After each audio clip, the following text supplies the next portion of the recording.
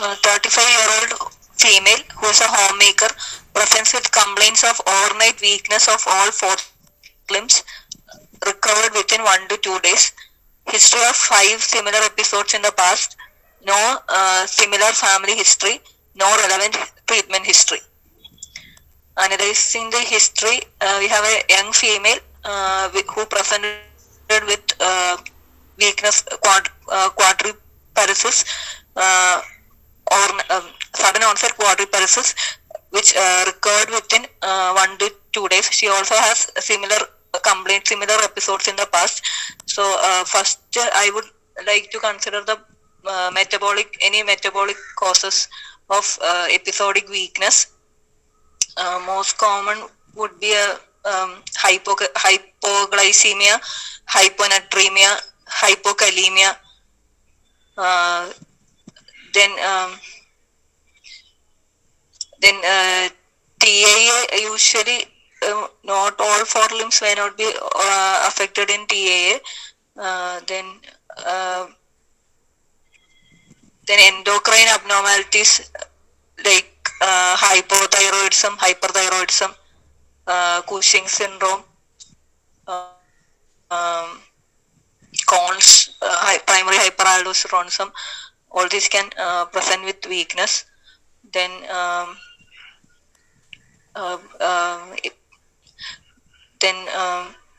myasthenia usually can have weakness worsening through the day, by the end of the day. Then one statement requires clarification. You said TAA cannot affect all the four limbs. Is it true? It can occur as any form of neurological deficit. If all the four limbs are affected due to TAA, which blood vessel is in trouble? Basilar artery. Basilar artery, so that's possible. Yes, now, sir. Looking at neurology case, is this a spinal cord disease? Is it a cortical disease? Is it a root disease, plexus disease, muscle nerve disease, muscle disease, myoneural junction disease? Where is the possible anatomical problem you are thinking about in this patient? In this patient, she has episodic weakness which was recovered. So, okay. Can this be a neuropathy? Peripheral neuropathy like GBS. GBS won't be episodic. Tell me some episodic neuropathy. Sir, presenting as like single limb weakness can more Saturday night palsy, radial nerve involvement. Okay, have you heard entity called as porphyria? Yes, sir. Can it recur? Yes, acute attacks can occur. It can recur. Yes. So there's a neuropathy coming like this. Tell me a myopathy coming like this. Myopathy, channelopathies can periodic paralysis. Periodic paralysis. Can you postulate a neuromuscular disease coming like this? Myasthenia. Neuromuscular junction abnormalities. Muscular junction abnormalities can occur. And he has 5 similar episodes in the past. No similar family history. What family history you want? Any similar illness running in which condition you are talking about? Mitochondrial myopathies. Mitochondrial myopathies, yes. Any other? Does porphyrias run in families? Porphyria autosomal recessive inheritance. So it runs in families. Yes. So what's the relevant treatment history? Certain drugs can produce myopathy, like statins. Statins are known to cause myopathy. Then steroids, glucocorticoids can cause. So specific drug history need to be inquired. Okay. Any other drug which can produce proximal weakness?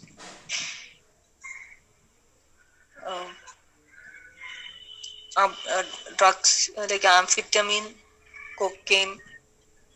Okay. So what's your provisional diagnosis and what additional history you require?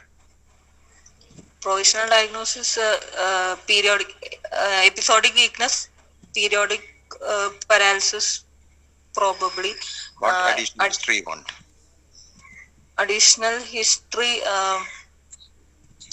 if the weakness increases after a like after a rich carbohydrate meal, uh, any history of any radicular pain, bowel or bladder involvement, Which condition?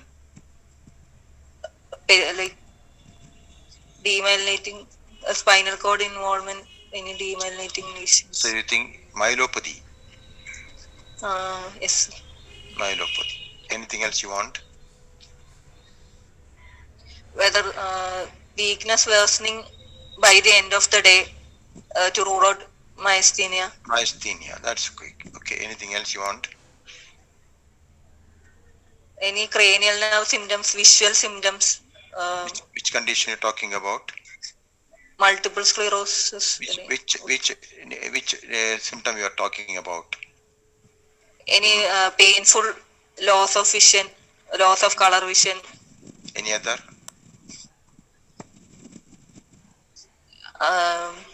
Lower cranial nerve involvement. Are they likely to have diplopia? Diplopia, yes sir. Diplopia can be. Okay, so you want some additional history. Is it a lemon lesion you're talking about here or UMN lesion? So there is no, yeah, so we have to look for any features of spasticity, any tripping over trivial objects. What are the differences between LMN and UMN? LMN. What are the differences between LMN and UMN? Sir, in UMN lesions usually there will be high spasticity. UMN hypotonia will be there. LMN hypotonia will be there, and LMN usually is associated with muscle wasting. Fasciculations can be present. Reflexes are absent in LMN lesions, whereas it is exaggerated in UMN lesions. Then plantar will be flexor in LMN. It will be extensor in UMN. So you would like to get a history of a fever or diarrhea in this patient? Yes, to rule out previous history of fever, diarrhea can lead on to GBS, Guillain-Barré syndrome, for ruling out Guillain-Barré syndrome. Then, and I would like to know about thyroid disease. Yes, sir. Hyperthyroidism can cause, hyper and hypothyroidism can present as weakness. So, any drug history, what all drugs you want to know? Drug, statins, steroids, then thiazides, because hyponatremia, hypokalemia can cause weakness. Thiazide, diuretics. All this should be inquired. I would like to take the history of connective tissue diseases. Yes, sir. Why? Vasculitis, they can have vasculitis and can develop neurological deficit. Neurological deficit. So you have this much details with you.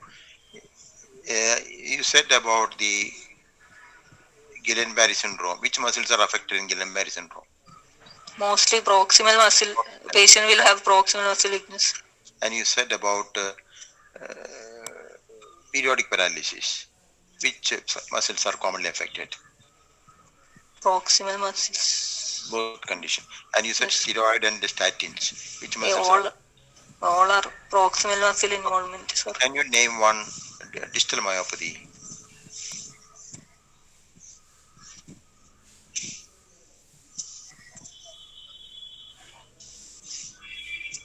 Myoshi. Swiss myopathy. What about peripheral nerve disease? Peripheral, usually distal muscles. Small muscles of them. Exceptions are what? Name some exemption. Exemption. Weakness. GBS, usually proximal weakness. GBS. Okay, fine. So on examination, what you find is he has got multiple erythematous non-pruritic lesion both legs, which are raised from the surface. Okay, sir.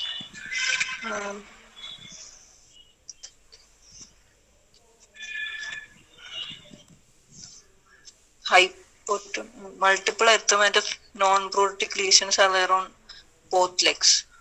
Okay. Then hypotonia is present in all four limbs. Deep tendon reflexes are absent. Plantar is mute. Sensory system is normal. There is no incoordination.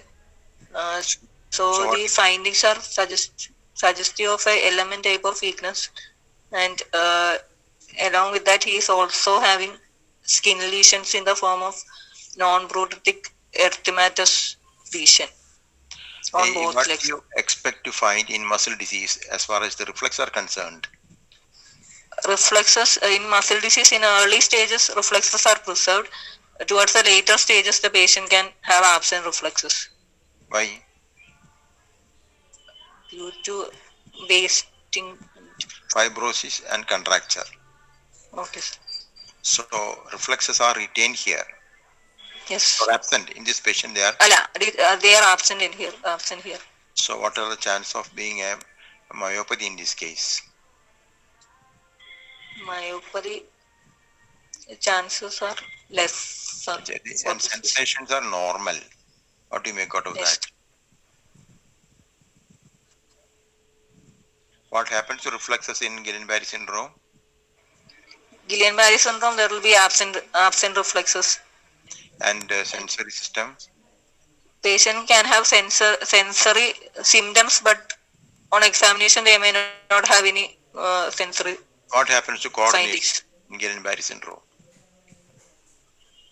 Coordination in Miller-Fisher variant, the patient can have ataxia. Ataxia, okay.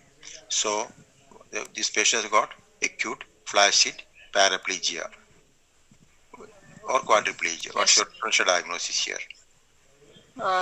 First demyelinating conditions like GBS, Guillain-Barré syndrome should be considered.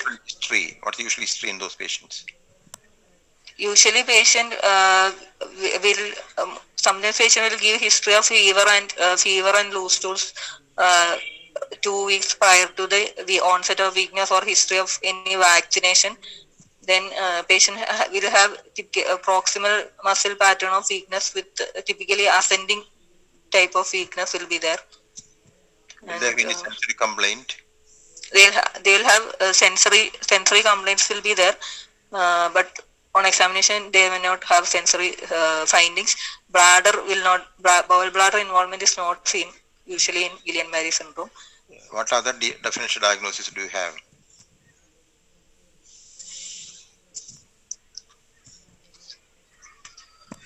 Periodic, because she is having recurrent periodic paralysis can be considered.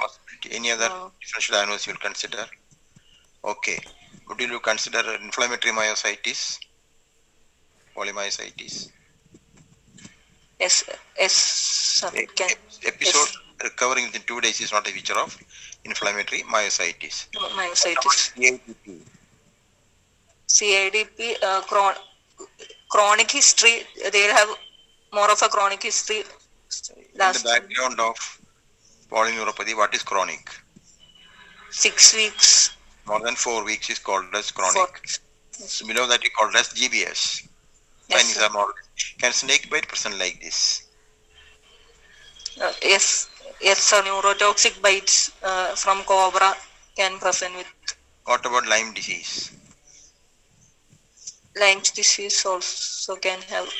Where is the lesion? Produce this type of clinical picture.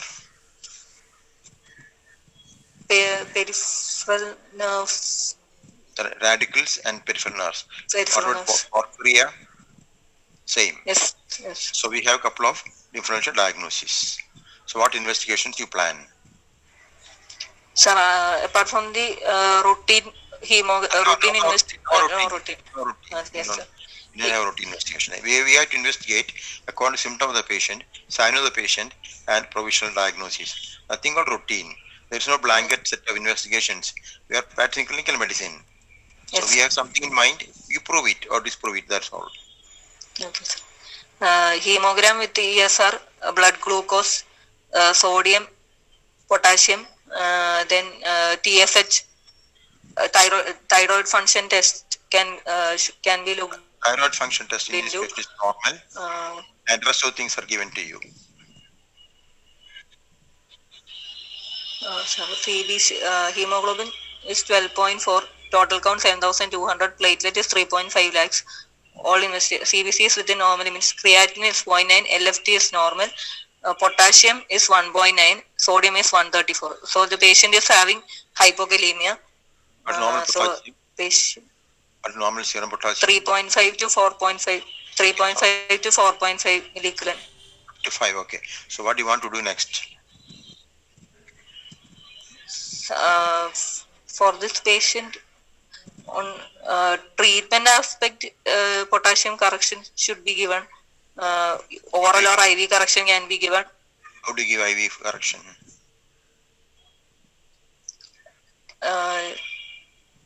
40 milliequivalents in NS. It should be slow correction over 6 hours.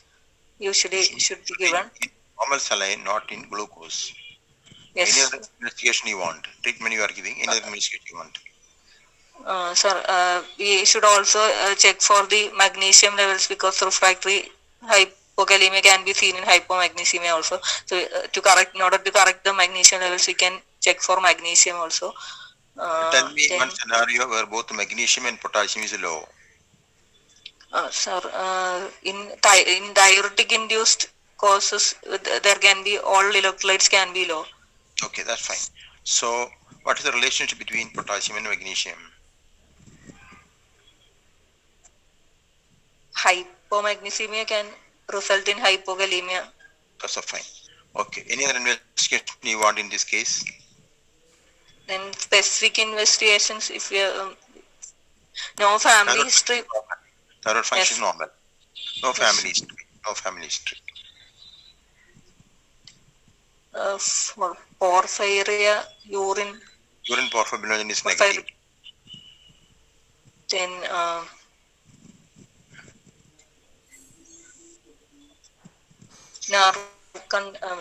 here we have the cause already, but if we are suspecting GBS, then we can go for nerve conduction study. But Muscle disorder. You're suspecting No. it or- For So- this patient, no. So if you don't want any more investigation, tell your final diagnosis. Sir, hypokalemic periodic paralysis. What's the cause? Usually it is due to calcium channel defect, Okay. So channelopathy. channelopathy. So what did you do? What will you advise? But you see, each time this patient is coming to the hospital 5 times, and each time you corrected it, patient went home, but coming back again. So what's happening?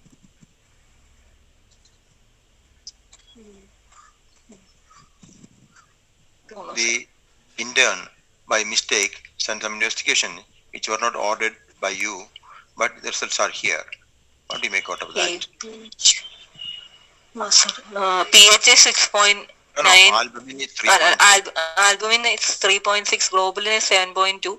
pH is 6.9. Globulin is towards the higher side. Albumin normal. pH is 6.9. Globulinemia is there. What are the causes? Multiple myeloma. Myeloma. Any chronic infections can go hyper. Globulin 7. Infection.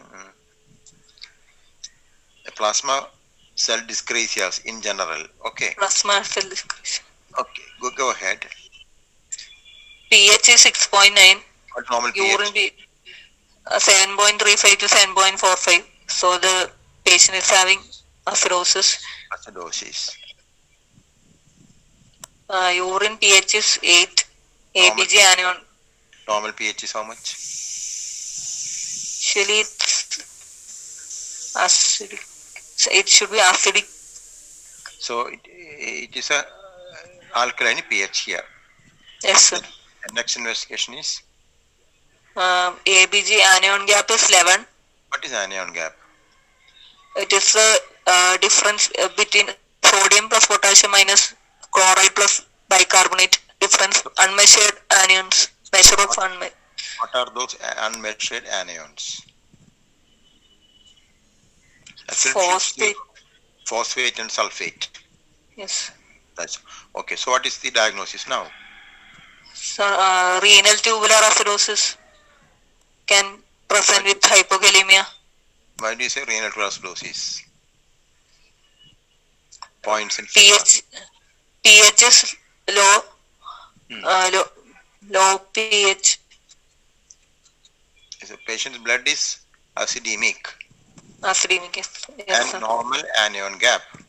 Yes. So tell me causes of wide anion gap acidosis.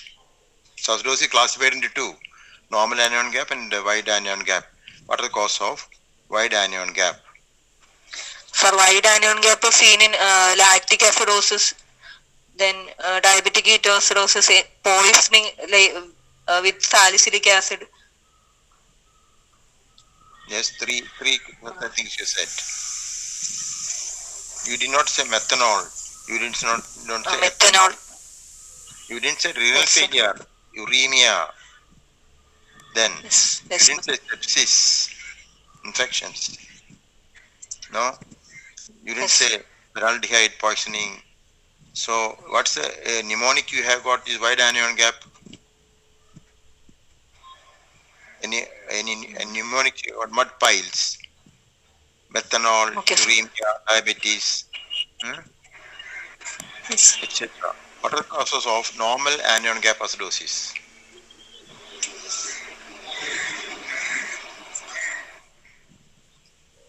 Name one condition.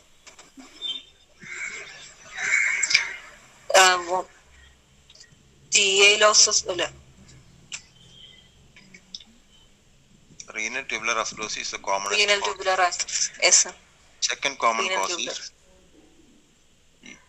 patients who have undergone surgery for bladder carcinoma, ureterosigmoid anastomosis.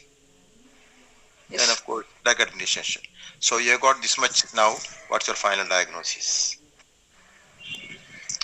Sir, the patient is having periodic paralysis secondary to hypokalemia, that is due to renal tubular acidosis. What is the cause? Type 4. Yes, very good. The So renal tubular acidosis is type 4. How many types are there? 4 types. 1, 2, 3, 4. Tell me about type 4. That's what you said.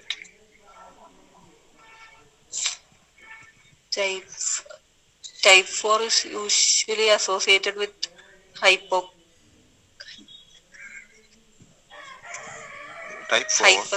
Sir. Type 4 is associated with hyperkalemia. Is associated with hyperkalemia, Hyperkalemia. diabetes, and low aldosterone. Low Yes, sir. aldosterone. So that's a type 4. What is type 3?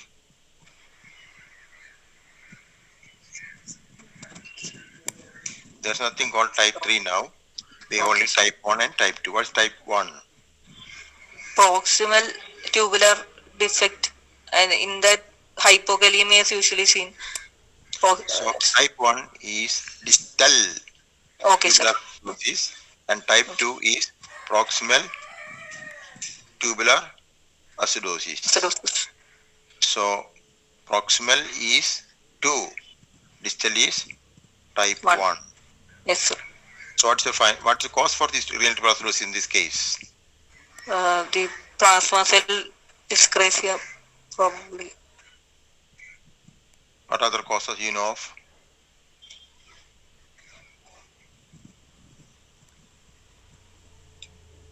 This patient had some skin lesions, which on examination was confirmed to be palpable purpuras. Vasculitis. So where do you go further? What investigation you plan?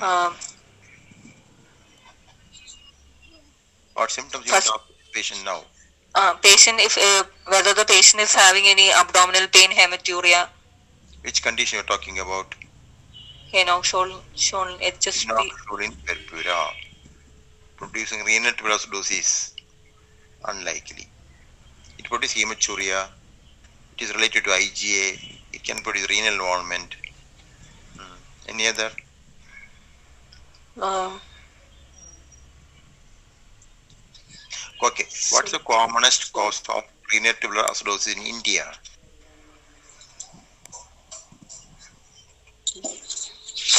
diabetes. Renal tubular acidosis, commonest cause in India is? Okay. We'll go ahead further. A few questions about potassium. Okay. What is normal potassium you take per day? Normal potassium requirement. Don't know, sir. 40 to 120 milliequivalents. And what Yes, sir. happens to that? What happens to that? All excreted through kidneys or gastrointestinal Okay. system. So what are the causes of hypokalemia? Hypokalemia, there can be drug-induced Excess loss. Okay. excess loss, diuretics or due to vomiting Excess loss through gastrointestinal system. system. Vomiting, diarrhea. Okay. Then renal loss. Renal loss. Again, a loss. Yes, Loss sir. through GAT or through renal system. Then Then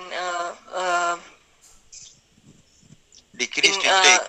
decreased intake can be there. What is meant by increased translocation? Can you give some examples of translocation? Insulin, usually it shifts the potassium from the extracellular fluid to the intracellular compartment. Similarly, adrenaline. So when you become anxious, adrenaline pushes the potassium into the cell. So you can have hypokalemia. So elevated beta adrenergic activity. What happens in alkalosis? Alkalosis, What's the relationship between them? usually has hypokalemia, Why? alkalosis. Why?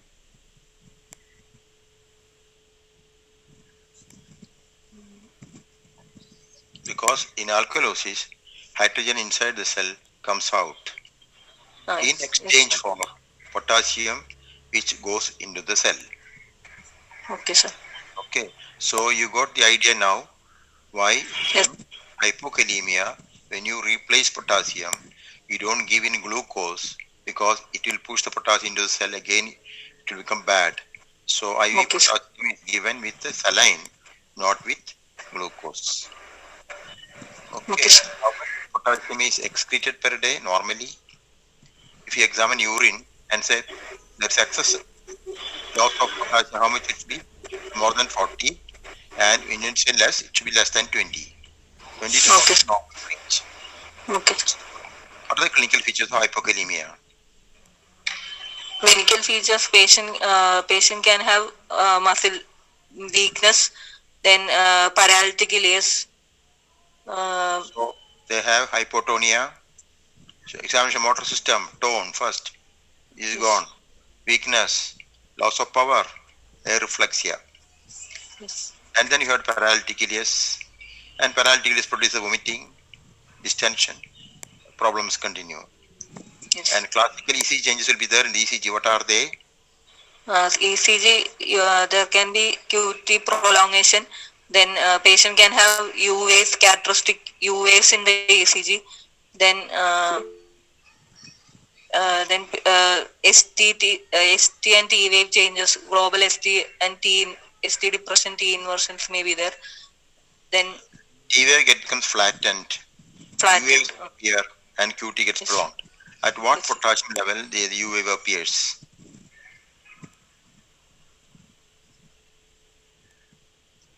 Less than 2. 0.8. Less than 0.8. 2.8. So now can you go ahead with the provisional diagnosis now? You got this much details now. Potassium, everything is there. So we have got hypokalemic periodic paralysis with purpura, and you said vasculitis.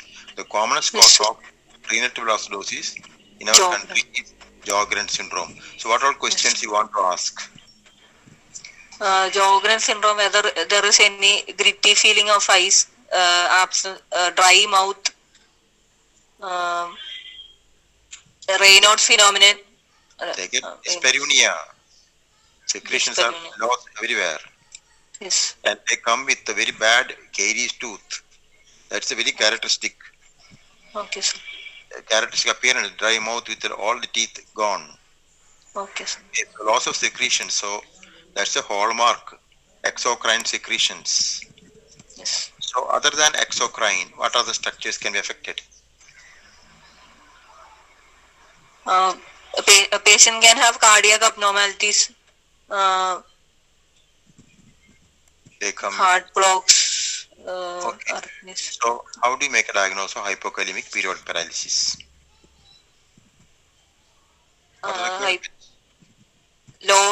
Patient will have episodic weakness that is recovering after administration of potassium. Neuromuscular disease because of defect in the muscle ion channels. Important point is episodic weakness. 2, painless weakness. 3, muscle weakness, not neuropathic weakness. And characteristic is 3, heavy exercise and rest, and patient wakes up in the morning to find he is paralyzed. Alternatively, he has gone for a feast, has taken a lot of payasam, high carbohydrate, he gets paralysis, and too much amount of stress. So what is periodic paralysis? How many types are there? Periodic paralysis can occur with hypokalemia. Yes. Okay, provided you have ruled out the possibility of thyrotoxicosis. Okay, sir. Compulsory, provided you ruled out other causes of hypokalemia. How will you rule out other causes of hypokalemia? From the history, we can ask for examination of potassium when the patient is absolutely normal. Normal, yes. Hypokalemia, like renal acidosis, even when he is not paralyzed, he will be having low potassium. Yes. That's a clue you will have. So when you have periodic paralysis, don't stop with the investigation. You check for potassium, check for thyroid function test, and if potassium is low, find out why is it so. Okay, sir. And how do you explain this high globulin? High globulin can occur in Sjogren syndrome, and that is a marker that he will subsequently develop lymphoma. Okay, sir. So, features of hypokalemic paralysis, usually they come at a very young age. Here's a patient who comes at the age of 35. That means it is not an isolated hypokalemic periodic paralysis. It is not primary periodic paralysis. Primary periodic paralysis is a paralysis because of the channelopathy. Yes, sir. And it will come at a very young age. Where the specific fact is potassium is low, and usually it is a calcium sodium channel on the muscle which has undergone mutation in an autosomal dominant fashion, more commonly seen in males. But here's a female patient coming at age of 35, and potassium is low in between. Okay, so hypokalemic periodic paralysis. These are the features of a primary hypokalemic periodic paralysis, where there is no other cause like a hypokalemia or renal tuberculosis. Okay, clinical features are sudden, very important, and they don't become unconscious. Respiratory muscles are commonly spared. Bulbar muscles are not involved. It is decreased. So look at this couple of points. Respiratory muscle involvement is absent, unlike in Guillain-Barré syndrome, where it can be affected. Bulbar muscles can be affected in Guillain-Barré syndrome, not here. So these are important features. Bladder is not affected in both conditions. DT is decreased in both conditions. Okay. So investigations, you want potassium. You already said you want ABG. You want urea electrolytes. Thyroid function is a must. And whenever somebody is paralyzed, you said he's a diabetic or not, phosphate is decreased. Think about diabetic ketoacidosis. Potassium is normal between attacks of periodic paralysis. You think it is a renal tubular acidosis. So we have to check potassium before and after exercise also. You can see the difference. If exercise is a precipitative factor, you can have. Similarly, you can check potassium before and after ACTH and see the response. So differential diagnosis, you already said myasthenia. So how do you differentiate myasthenia from this condition? Patient will have weakness that is worsening by the end of the day, fatigable weakness. They can present with which eye symptoms, ptosis, diplopia. The commonest part is affected is the extraocular muscles. Number 2, as you rightly said, you have predicted weakness, predictable weakness. You know, this patient walks for 5 minutes, he will be tired. He looks up for 5 minutes, he develops ptosis. So you know how much is the exercise required to induce the weakness. And myasthenia gravis never produces acute weakness and sudden recovery. And in between, they are not normal. They are possibly in trouble. And myasthenia can affect the bulbar muscles and respiratory muscles also. Metabolic myopathies. What are the features of metabolic myopathies? Commonly, Metabolic pain, tenderness are features of metabolic myopathies, and sometimes is myoglobinuria. Okay. So last possibility is other cause of hypokalemia. Classical example is renal tubular acidosis. Syndrome does not recover within 1 day, 2 days, 5 episodes. That is unlikely. So we have started with the history, periodic paralysis. Then we found out he is having hypokalemia. Then we investigated for hypokalemia. We found that he is having renal tubular acidosis. And then we watched for the renal tubular acidosis and we got Sjogren syndrome. This is what's called, what you got first is the tip of the iceberg. As postgraduate students, you should not stop there, give potassium in the casualty and send them home. No, you have to think why he has come to periodic paralysis. Hypokalemia. Why hypokalemia? Because he is having renal tubular acidosis. Renal tubular acidosis. He is having Sjogren syndrome. So how will you confirm Sjogren syndrome? A profile can be sent. You have to do Schirmer test. Commonly you see filter paper in the eye, 6 millimeters, the usual one. It become dry, you have some clue about it. Quantitatively, you can estimate the amount of saliva in your mouth. Number 2, you can go for lip biopsy. You can go for your any gland biopsy, and you can demonstrate that the lymphocytic infiltration, it's autoimmune disease. Number 3, you go for antibodies. What other condition can bring you out with, come with dryness of the mouth and eyes? Hepatitis C. High. They will not produce false positive antibodies. HIV infection can have dryness of mouth. Okay, we have to do HIV investigation. Sarcoidosis is another one where you can have similar picture. Parotid is enlarged, lacrimal glands are enlarged. Okay, so what's the INA pattern in Sjogren syndrome? Is it a homogeneous pattern? Is it a nucleolar pattern, anti-centromere pattern, or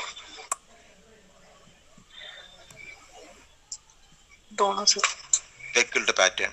So what are the antibodies in Sjogren syndrome? And anti-jaw antibody. SSA. Answer. Anti-jaw is seen in myositis. Okay, sir. Myositis, not in this condition. Here we have SSA and SSA. B. Yes, Sjogren syndrome A, Sjogren syndrome B antibodies, otherwise called as Rho and La antibodies. Rho for Rose, La for Lane. The confirmatory investigation was Sjogren syndrome we already mentioned. And what are types of renal tubular acidosis? Type 1 and type 2. Type 1 is proximal. Renal tubular acidosis. What is type 1 and type 2. What is the problem with the type 1? Distal. What's happening in the distal part? What normal function of distal part as far as this electrolyte disturbance is concerned, or normal function which is lost. Normally it absorbs the bicarbonate. It absorbs bicarbonate. So system will not become acidic. At the same time, urine will not become alkaline. And what's the function of the proximal tubule? Absorption of electrolyte, sodium, potassium. So all electrolytes, most of the electrolytes are. Where do you secrete hydrogen? Hydrogen secreted in distal tubule. Distal that is in trouble. That's called type 1. And absorption of the bicarb is taking place in proximal. That's type 2. So that's what I said earlier. So this is how the problem takes place. So to keep the acidic pH with normal range, you require certain amount of bicarbonate. At the same time, you have to lose certain amount of hydrogen from your body. When either of it is in trouble, you get into trouble by having acidosis in your body. Got the point? Sometimes they can mixture of the type 1 and type 2 together. That's also possible. Type 4 is very common in diabetic patients. Last part, you will have hyperkalemia and okay. What are the bad prognostic factors in Sjogren syndrome?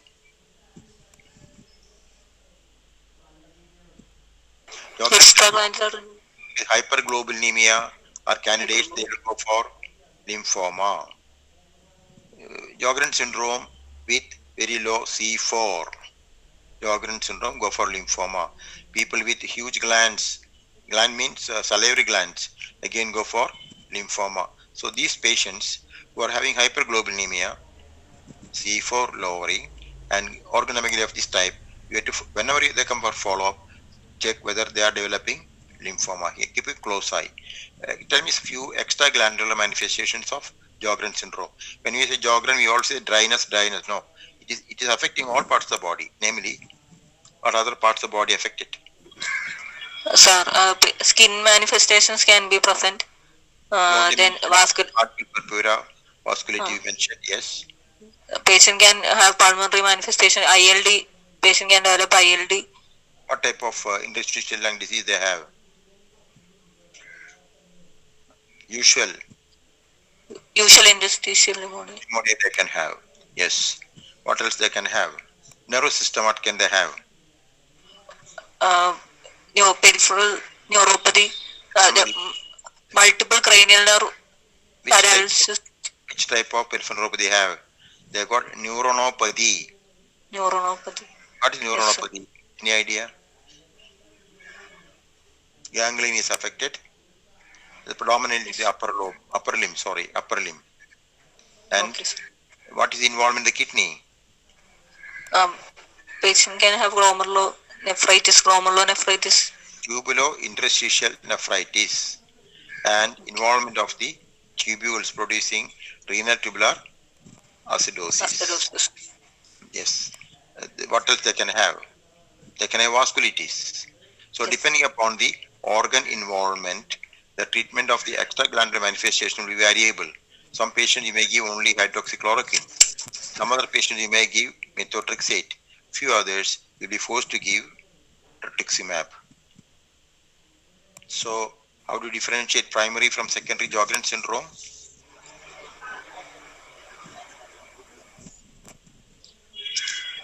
We already told. Tell me. We already told about that. Primary Sjogren will have the glandular more of glandular. You get the lowering of potassium only during the attack. Secondary you have. Primary we said classical case. Secondary we said HIV, lymphoma. We said hepatitis C. Then we said sarcoidosis. They are secondary conditions. The commonest condition producing secondary Sjogren syndrome is rheumatoid arthritis. Number 2 is systemic sclerosis. Then you have got SLE. Then comes the other 3 conditions we mentioned: hepatitis C, HIV, sarcoid. So commonest is of course rheumatoid arthritis. Okay, sir.